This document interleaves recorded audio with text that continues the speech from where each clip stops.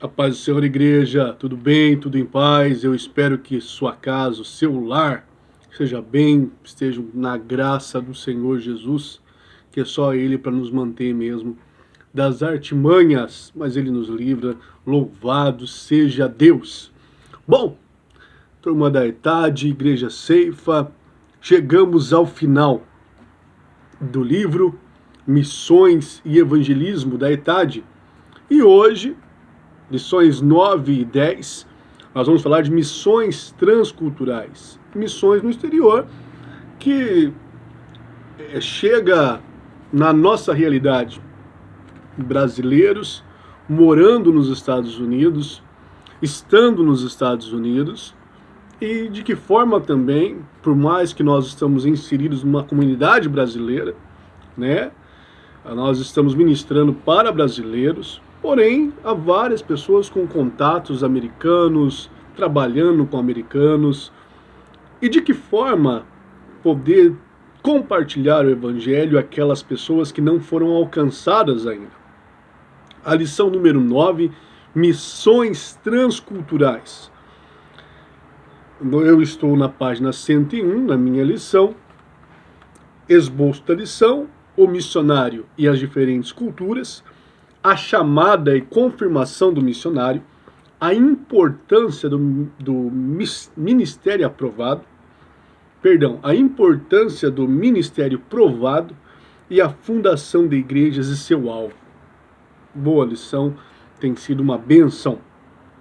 Eu estou aqui na introdução, já tratamos da tríplice missão da igreja, agora voltaremos nossa atenção à missão de levar o evangelho a diferentes povos da terra, cada um com sua cultura, isso é importante. Hoje, o uso da palavra missionário é geralmente aplicado àquele que está empenhado no ministério cristão fora do seu país.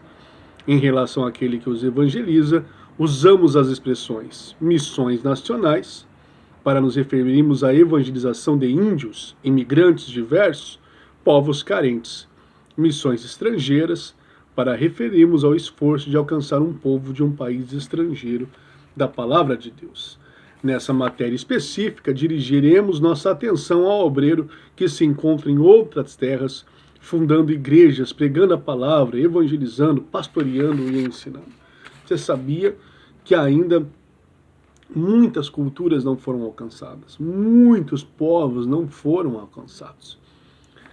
Louvado seja Deus que um dia houve uma missão no Brasil e que evangelizou e evangeliza, levando a palavra de Deus, trazendo. Eu sempre comento que hoje nós vivemos um momento diferente. Em 1570, eu não lembro a data exata agora, vocês sabem que o Brasil, o descobrimento, tem gente que não gosta dessa palavra, por parte dos portugueses, Portugal católico, né? Terra de Santa Cruz, né? As primeiras nomes do Brasil, né? E foi rezada a primeira missa, e logo depois chegou a igreja presbiteriana. Se não me engano é isso mesmo, a igreja presbiteriana. E eles chegaram e tinha o evangelismo e tinha combatendo a idolatria. A ênfase da Igreja Católica em imagens, em adoração de imagens, outros mediadores. Hoje em dia não. Hoje em dia nós temos um acréscimo, né? Porque nós temos um mau testemunho horroroso e dificultando o Evangelho, né? Crentes que não são crentes coisa nenhuma, crentes que deixaram de ser crentes, se apostataram da fé. Complicadíssimo, né? Deus nos dê graça para passar por cima disso, do mau testemunho, né? E Deus nos livre de sermos empecilho para o Evangelho, né? Em nome de Jesus. Bom, no texto 1, o missionário e as diferentes culturas. Cada um tem uma cultura, né? É incrível isso, né? Quando falamos de cultura aqui, estamos falando de leis e princípios não escritos que ditam o modo de viver de um povo, abrangendo língua, costumes, hábitos, religião, tradição. Na cultura hindu, as mulheres usam saris. Sares, né, que está com acento aqui. Na cultura chinesa, o povo leva o alimento à boca com palitos. Algumas culturas têm muita coisa em comum, como acontece entre Brasil e Portugal. Outras são diferentes, como Brasil e Indonésia. Exatamente, né? Cada povo tem uma cultura. Cada povo tem o seu aspecto de viver. E daí cabe a nós se preparar para levar o evangelho. Só lembrando que cultura, ela é diferente. Tem algumas igrejas têm usos e costumes.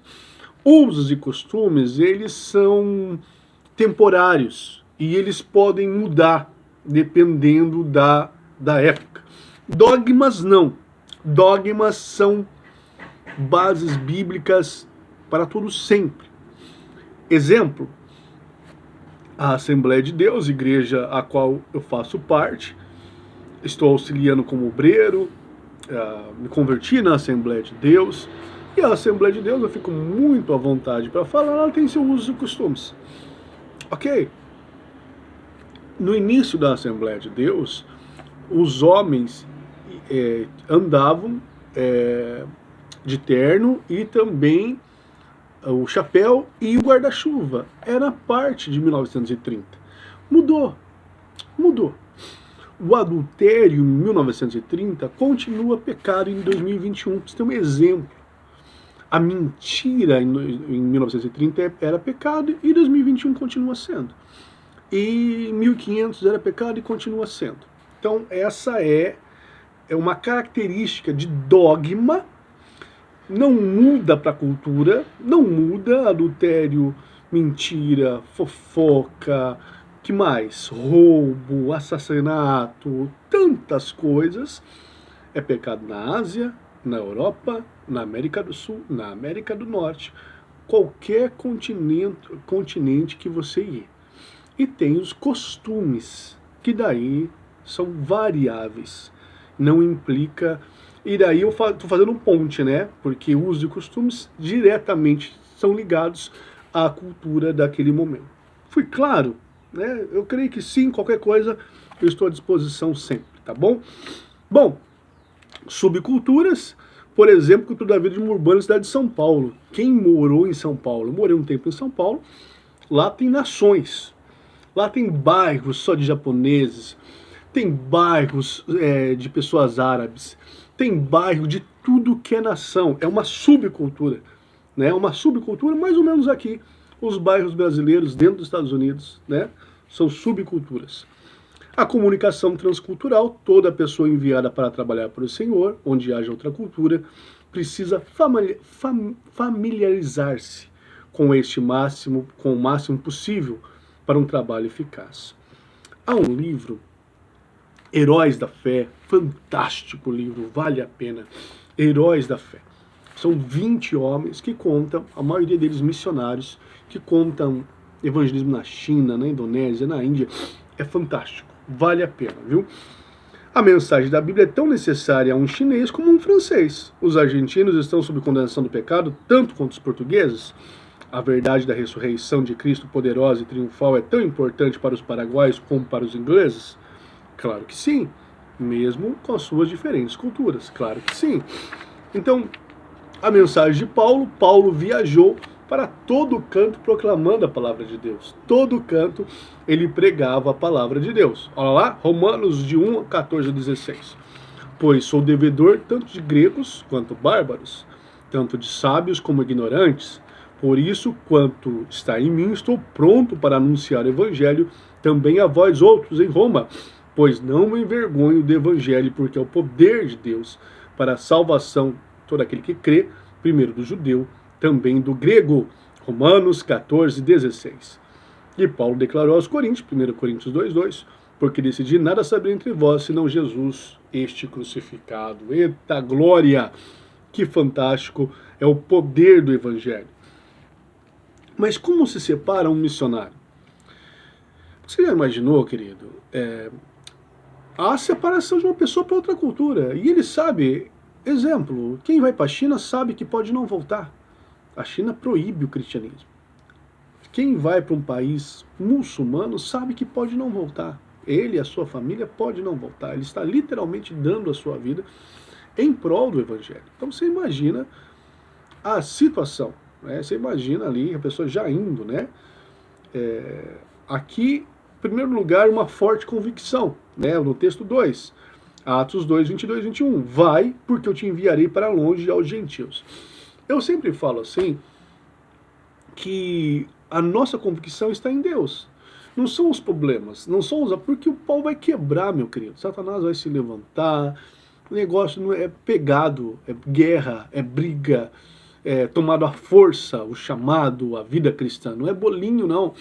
A pessoa acha que ela está em Deus, daí tudo, as portas se abrem, vai caindo rosinha no caminho, assim, vai dando tudo certo, todo mundo se converte, aquela, vixe, lota a igreja, né? Não, meu querido, pau quebra no lombo, pau quebra no lombo, né? Então, mal se levanta para cair, se levanta para cair em nome de Jesus, mas o caminho não é brincadeira, não é brinquedo, não, né? Então tem que ter convicção. Tem que ter convicção. Ah, eu tenho um chamado. Primeira pegada já diz, não era bem assim. Tem que ter convicção, né? Em Deus. Porque não é brinquedo, não. É isso. A gente vem para um país como os Estados Unidos, das, entre aspas, facilidades em algumas áreas que possa ter, ou abundância em algumas áreas que possa ter. E não é fácil, você imagina, ir para pregar o Evangelho, onde sua motivação principal de estar lá é a pregação do Evangelho. É a confirmação, né? Em primeiro lugar, outros exemplos da chamada divina são vistos na vida do apóstolo Paulo, o Espírito Santo impedindo de ir à Ásia e a visão que teve de um macedônio, lembra desse versículo, né? Atos 16, 10. Imediatamente, procurando partir para aquele destino, concluímos que Deus não havia chamado para eles anunciar o Evangelho. Mudou a rota dele, né? Aleluia. Confirmação. A chamada de Paulo também foi confirmada por Deus. Depois de ter a chamada divina por muito tempo, em seu coração, Paulo esteve na igreja de Antioquia, adorando ao Senhor e jejuando com outros irmãos. De repente, o Espírito Santo falou, separai-me agora Barnabé e Saulo para a obra que vos tenho chamado. É uma grande honra fazer parte do chamado e ministério de Deus.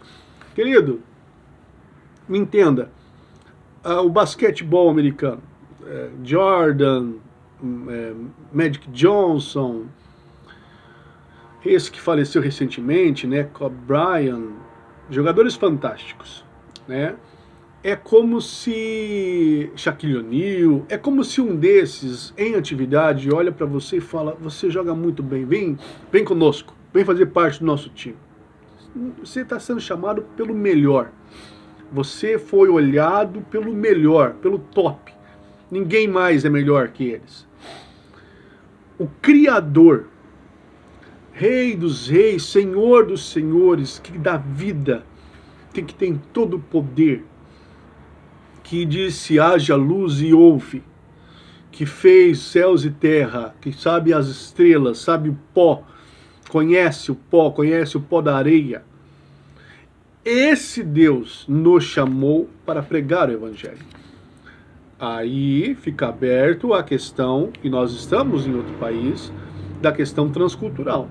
Mas olha a honra que nós temos de fazer parte de tamanha missão, de tamanho chamado. Louvado seja o nome dele, porque a gente não merece, né? É graça, misericórdia, louvado seja Deus. A importância do ministério provado. Vimos a importância da chamada missionária, a confirmação. Agora vemos outra qualificação para este trabalho. Ministério provado. Paulo, entretanto, sabia da importância de um ministério provado.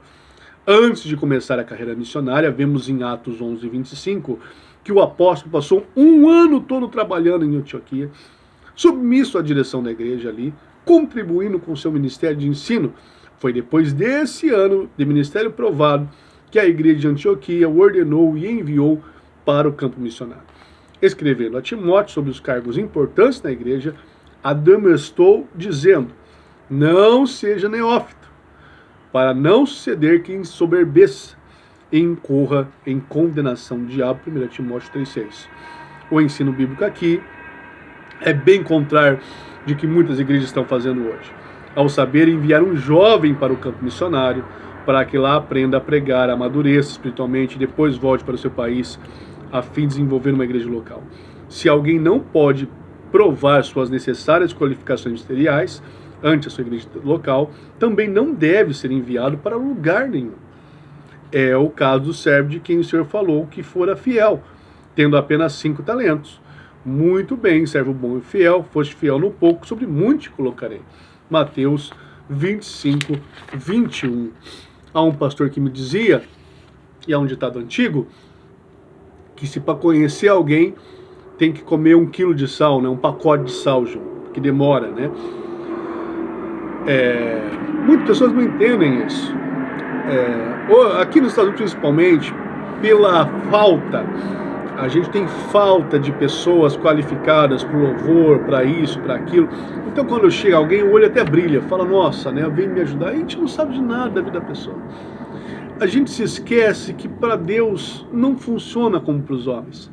Há de se ver, tem bagagem, tem bom testemunho, né? Ou a gente só precisa de alguém para tocar, para dar uma palavra, né? Então, é assim também para enviar para o campo missionário, saber quem é, ser provado, né? Não ser neófito, não ser novo na fé, no entendimento de bagagem, de experiência. É bom dar uma preparada para ter êxito.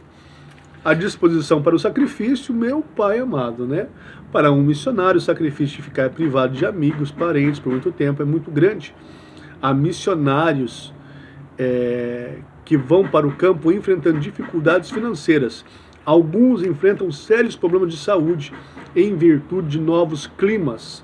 Enfrentam perseguições, meu pai. Problemas de saúde, né?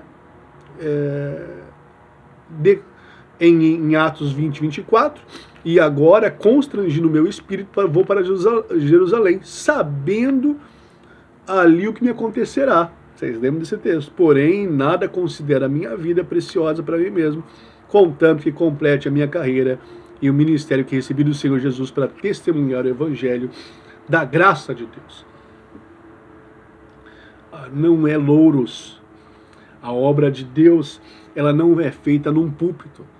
Que é muito simples, querido, chegar no domingo e a gente preparar um ministério de louvor, pregar, muito simples. A obra de Deus é feita no dia a dia. E nessas horas aqui, sabendo das privações, as pessoas se levantam, elas não gostam de você do nada. Você não fez nada, tem gente falando mal de você. Eu estou falando de pessoas que não fizeram nada, né? Tá bom? Tem pessoas que não fizeram nada e estão falando mal de você. Você arranja inimigo facinho, dentro da igreja. Fora nem se fale. Mas dentro da igreja. E numa situação dessa, então, transcultural, meu pai amado, né? Daí é o popular pede para sair, né? Aquela opressão satânica para ver se você vai embora mesmo, né? Se você está pronto ali, né? Você vai ficar mesmo? Tem certeza, né? Tem certeza disso, né? E a segunda, o texto 4, a fundação de igrejas e seu alvo. Talvez a maioria dos missionários vá para o campo missionário com a responsabilidade de fundar igrejas. Isto é, abrir trabalhos que logo depois tornarão igrejas. Se não conhecer o fundo da estrutura, o funcionamento de uma igreja, o missionário terá dificuldade. Claro que sim, né? Um livro de boa qualidade trata disso. E foi escrito por um veterano missionário. Melvin, trata-se do livro Edificarei a Minha Igreja, o qual está traduzido para várias línguas e tem sido muito útil para missionários em outros países. Aqui ele cita o autor, cadê aqui? O autogoverno, citado o autor, diz que o primeiro passo para o progresso de uma igreja nacional é ensinar o princípio de autogoverno. É claro que tal passo deve ser gradativo e precedido de ação do missionário, ou seja, deixar aquela igreja ser governada passo a passo por alguém da nação, né? Em segundo lugar, essa igreja deve se autopropagar, né? Ou seja, continuar o trabalho, consolidando, e depois o autossustento. A igreja tenha condições de autossustentar. Eu sempre falo assim, que todo ministério tem a possibilidade de iniciar um trabalho onde o ministério não está ainda. Então é lícito. Mas igreja se abre onde não tem, em campos missionários, né? a não ser que você seja um ministério que o ministério deseja abrir lá a igreja, né? Um outro tipo de ministério. Hoje em dia, a gente vive uma grande dificuldade, teve esse boom no Brasil, onde as pessoas discordam da igreja que ela está e ela abre outra. Sem nenhum tipo de chamado, sem nenhum tipo de orientação, ela vai lá e abre um trabalho. Eu não concordo com você, pastor, eu estou abrindo a minha igreja. Ninguém o consagrou ao pastoreio, não tem nenhuma direção de Deus. Isso quando não consegue consagrações aí por meios ilícitos, né? Não de Deus. Que é uma tristeza, que é uma tragédia, né? Uma pessoa totalmente despreparada, mas ela quer abrir a igreja dela e pronto, acabou. E Deus hoje não mata, né? Não faz igual a Ananias e Safira, né? E tá lá e segue, né? Até Deus falar chega, né? Isso é uma tragédia, isso não é missão, né? Isso é ego, né? Isso é vanglória, é o desejo de ter o próprio trabalho, custe o que custar, né? Porque uma coisa é você ter uma direção de Deus, um chamado de Deus, e outra coisa é porque você quer. É uma pena isso, né? Mas vamos que vamos pregar o evangelho e vamos continuar adiante. Deus fará o seu juízo, né? Aí é com Deus, não conosco, mas com certeza é uma observação, né? Lição número 10, as dificuldades do missionário no exterior, né? Nós vamos terminar agora. O esboço, o choque cultural, superando o choque cultural, discordância entre missionários e o descanso durante o trabalho. Muito choque cultural, né? Imagina, né? A gente sente aqui que os Estados Unidos estão perto da gente, né? A lição 9, vimos um pouco das missões estrangeiras em geral. Isto é, a igreja evangelizando o mundo. Nesta lição, veremos alguns problemas mais comuns que o missionário enfrenta no exterior. 2 casos dessa lição são os conflitos de personalidade do missionário e a necessidade do descanso, com certeza, né? Aí no texto 1, o choque cultural, né?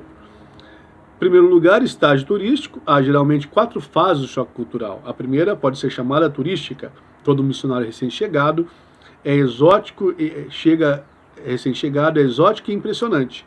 Depois de meses, talvez anos de oração, reflexões, finalmente chega à terra estranha para a qual foi chamado. Tudo ali é diferente.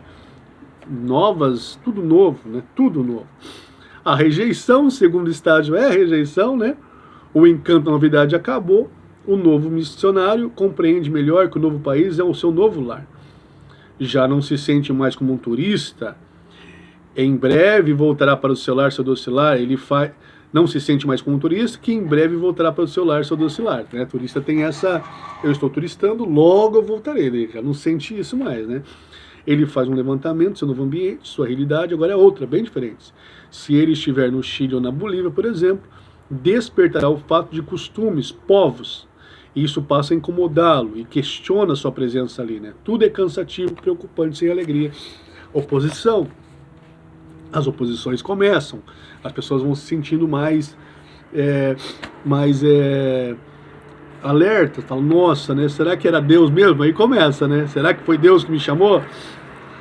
Saudade do passado. Terceiro estágio, ó a escadinha. Chegou como turista, a rejeição, e daí saudade do passado, né? Ah, minha igreja que era boa. O louvor da minha igreja, né? Meu lugar, meu país, minha casa. O terceiro choque cultural, saudade da vida familiar. O missionário pode, de repente, ser acometido de um forte sentimento de saudade da casa. Ele pode desejar sua comida predileta, que não consegue no novo país. Né? Quantas comidas, né, a gente sente saudade. Sonha com os bons tempos vividos no seu país. Felizmente, se o missionário, uma vez consciente de choque cultural, supera os desajustes. É interessante, gente, porque a obra de Deus, ela passa por isso, né? Você tem rejeição. As pessoas não querem te ouvir. Não é tão fácil, vai chegando, não. Né? E se você segurar as pontas, vai passar. Tem gente que desiste. Não é pra mim. Chega, né? E se você segurar tudo, vai passar. Texto 2, superando o choque cultural. Preparação, feliz é a pessoa que se prepara antes, né? E é simples, né? Porque como você vai agilizar se você não aprender a língua? Se você não entender a cultura, né? Faz sentido. A pessoa, eu vejo que o americano aqui, ele fica até feliz quando você fala inglês. Eu tô aprendendo. Ele comprou um curso e está cada vez mais buscando. Porque eu entendo, graças a Deus, a maioria é educado, com quem a gente tem contato, mas tem gente que fica hostil. E ela seria uma barreira para ouvir o evangelho se ela já não ouviu. É tipo assim, como você está no meu país se você não sabe minha língua? Né? Como você está no meu país se você não fala a minha língua? Né? Que história que é essa? Né? Como é que é isso? Então, é importante se preparar. Né? Então é necessário aprender a cultura, ler sobre a cultura, ver o que não pode. Aqui o americano, ele tem muito seu espaço. Ele não gosta de ser tocado. Né? O brasileiro gosta de dar um tapa no ombro, um abraço. Aqui não. Né? Ele gosta da distância, né? Ele tem a sua diferente, né? Então é interessante, você vai para a Índia, saber da Índia, né? Texto 3, a discordância entre missionários, né? Certo missionário disse, amo o país que estou trabalhando, o povo é maravilhoso, tudo é mais. Meu maior problema são os outros colegas missionários. Este é o maior desafio do missionário, conviver e trabalhar bem com os demais colegas. Imagina, né? Domínio e autocrático, né? Sujeitando uns aos outros, temor de ser... Tem gente que não sabe trabalhar em grupo. Tem gente que não sabe trabalhar com outro, e eu fico pasmo que igreja é trabalhar com o outro. Igreja é o outro. É a comunhão com o outro. E esse outro às vezes tem problemas, tem dificuldades, tem situações, né? Não haja em vós raiz de amargura, que brotando vos perturbe, e por meio dela sejam contaminados, Hebreus 12:15. Mágoa. Como tem cristão com dificuldade de perdoar. Parece ter um paradoxo, né? Que absurdo. É um cristão que não perdoa. Ele guarda a mágoa ali mesmo e pronto, acabou, né? E o texto 4, perdoe, perdoe. Né? Meu Deus do céu, né? Estimule isso no seu coração. Deixe o Espírito Santo fazer a sua obra. A blasfêmia contra o Espírito Santo também é isso. Pessoas que não deixam, resistem à ação do Espírito Santo na sua vida, né? Ele se apega a um pecado, a um costume, a um jeito, eu sou assim, e ele resiste à ação do Espírito Santo no seu caráter, na sua vida, né? Busque perdoar, busque ser flexível, né? Não é ser tonto, não é ser bobo de ninguém, mas também você tem que fazer uma reflexão se você está com o coração endurecido, né? Se tiver, faça uma reflexão. E por último, o descanso durante o trabalho. O exemplo de Jesus, um dia semanal de descanso e férias e despreocupação financeira. Querido, se tem uma coisa que a gente tem que honrar, são pessoas íntegras na obra de Deus, né? E eles precisam, nós precisamos de descanso, de férias, né? Isso antigamente tinha obreiros, o diabo não tira férias. O diabo é o diabo, meu querido, você é de carne e osso. Muitos obreiros entrando em depressão, muitos homens e mulheres de Deus entrando em parafuso, porque não consegue separar um tempo para si, para os filhos, para a família, para o casal, casais se separando, estressados, né? Jesus separou um dia de descanso, Deus separou um dia de descanso. Quem é você? Quem sou eu? Para não ter um momento de descanso, parar tudo, né? Uma vez, você sabe que é a igreja no Brasil. A igreja no Brasil é culto terça, culto quinta, culto sábado, domingo de manhã e domingo à noite. Isso é o mínimo. Fora as campanhas, fora tudo mais. E uma vez, eu ia sempre na igreja, todos esses dias aí eu estava no culto, mas no sábado eu levei minha esposa para comer uma pizza. E não fui no culto de sábado. Daí no domingo o obreiro me viu, um dos obreiros me viu, falou, você estava onde e tal? Daí eu falei assim, eu fui louvar a Deus. Daí ele deu risada, ei, qual igreja você foi? Falei, fui adorar a Deus na pizzaria com a minha família.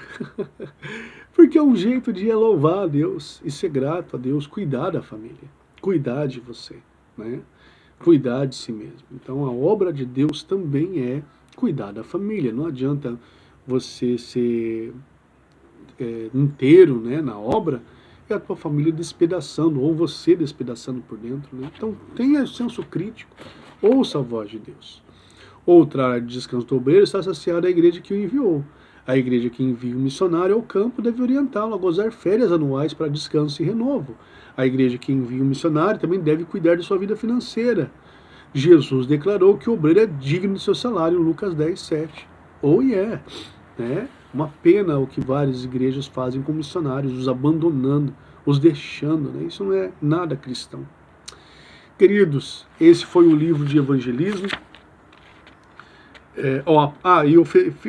Finalizo aqui. O apóstolo se refere a ofertas missionárias como aroma suave, sacrifício aceitável e aprazível a Deus. Seja dizimista na sua igreja, seja ofertante, seja liberal como Davi foi, né? Abençoe. Você está numa igreja séria? Você está numa igreja, né? E no caso específico está, né? A igreja Ceifa é seríssima, vossos pastores são seríssimos, mas eu acho que mais gente pode assistir esse vídeo. Seja ofertante, seja dizimista, né? Faça com gratidão, não faça porque o migrador, o devorador, você vai gastar dinheiro no pneu, não é isso. Faça com gratidão, faça liberal, não seja mesquinho, abençoe o obreiro e o missionário da sua igreja, sabendo que são pessoas sérias. Deus abençoe, que Deus abençoe cada vez mais o ETAD, que Deus abençoe cada vez mais você que está fazendo esse curso. Vale a pena honrar a Deus com o seu tempo para se preparar melhor para a obra de Deus. Né? Isso é amor ao Senhor e à sua obra. Um grande abraço, eu agradeço. Sempre disponível no e-mail, no WhatsApp, enfim, e disponível sempre à igreja. Deus abençoe. Obrigado, pastor Nilceu, pastora Flávia, a todos vocês. Viu? Um grande abraço. Deus abençoe. Até mais.